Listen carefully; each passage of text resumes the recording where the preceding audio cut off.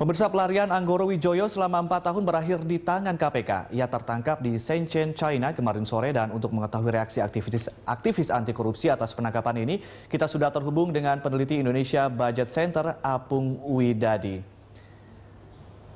Halo Mas Apung, Halo. Selamat malam. Selamat malam, Mas. Ya, Mas Apung, bagaimana Anda melihat penangkapan Anggoro ini, Mas Apung?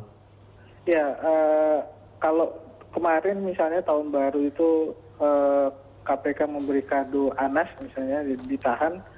Ini mungkin Cina memberi kado khusus untuk Imlek gitu kan buat Indonesia, khususnya untuk KPK. Nah, ada dua hal yang bisa ketika Anggoro ini sudah tertangkap ya. Yang pertama tentu akan terbongkar lebih kasus SKRT ya, yang 180 miliar, dan kemudian dia memberi suap ke komisi 8, komisi 7 waktu itu. Nah, ini harus saya pikir KPK harus mengembangkan kasus ini untuk jangka waktu yang sudah lalu, misalnya ada keterkaitan dengan Menteri Kehutanan zaman dulu, ataupun kemudian menyebarkan ke anggota DPR yang lain. Ini satu hal. Yang kedua, tentu proses Anggoro ini melarikan diri kemana-mana, dia sudah punya harta banyak. Dulu ketika Anggoro itu belum dipakai pencucian uang. Nah, kalau sekarang Anggoro dipakai pencucian uang, saya pikir bisa menyita semua aset yang ada di Indonesia maupun di luar negeri. Jadi satu kasus ini harus tuntas. Yang kedua adalah bahwa kalau kita ingat Anggoro itu pasti ingat adiknya, yaitu Anggodo, terkait dengan rekayasa cicak buaya yang waktu itu Chandra Bibit Chandra Hamzah yang kemudian diduga akan dikriminalisasi itu kan. Tentu saja ini akan jawaban ini akan bisa didapatkan dari Anggoro, ataupun kemudian yang ketiga adalah ada rahasia di mana Antasari pernah ketemu dengan Anggoro di Singapura. Antasari mengatakan bahwa ketemuannya dengan Anggoro walaupun waktu itu statusnya tersangka untuk melihat ada potensi suap enggak terhadap komisioner KPK yang lain. Nah, tentu ini akan harus dijawab oleh Anggoro dan dikembangkan oleh KPK untuk menetralisir atau kemudian mengkonfirmasi catatan hitam yang dulu kemudian dilakukan oleh koruptor kepada KPK itu. Sekarang harus dijelaskan bagaimana. Baik.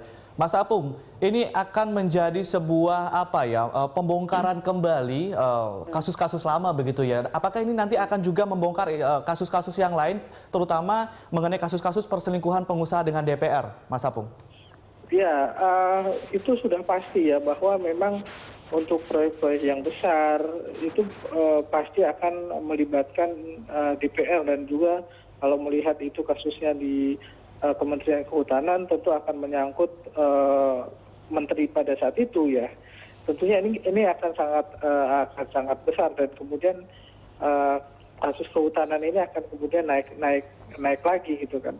Tetapi yang lebih menarik dari hal itu, kalau itu memang sudah biasa relasi kong kali kong antara pengusaha dan DPR. Tetapi yang akan lebih menarik adalah membongkar sejarah hitam yang dulu ada potensi kriminalisasi terhadap KPK. Saya tidak tahu apakah kemudian nanti Antasari akan mengatakan hal yang baru tentunya terkait dengan kasusnya ataupun apa. Yang menarik justru di sisi situnya, bahwa dulu memang KPK dikriminalisasi. Nah, aktornya siapa? Setelah Anggoro itu siapa yang menyuruh? Nah, tentu saja mungkin Anggoro waktu itu. Baik.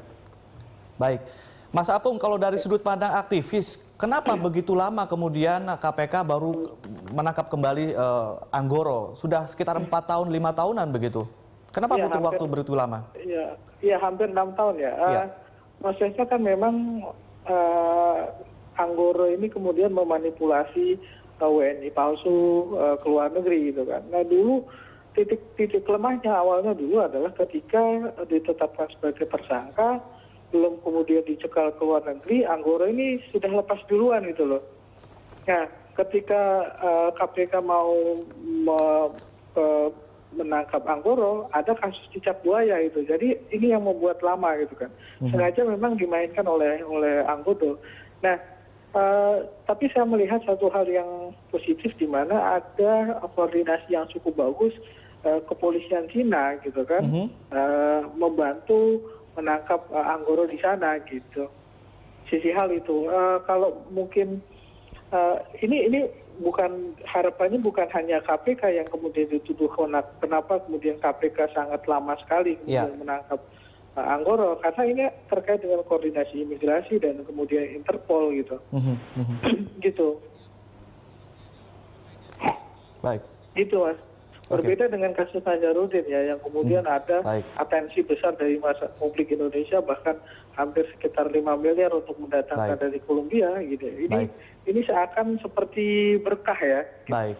Ini sebuah berkah Mas Apung ya, tapi apakah Anda melihat bahwa ini akan menjadi sebuah bola salju yang berkembang begitu besar nantinya dan menyeret sejumlah nama, dan kira-kira siapa saja yang potensial nama-nama yang kemudian akan terjerat dalam kasus ini? Ya, saya pikir tentu akan ada dua sisi ya, sisi terkait dengan kasusnya sendiri, terkait dengan di Kementerian Kehutanan, SKRT itu mungkin Menteri Kehutanan saat itu ataupun kemudian beberapa anggota DPR itu satu, yang kedua terkait dengan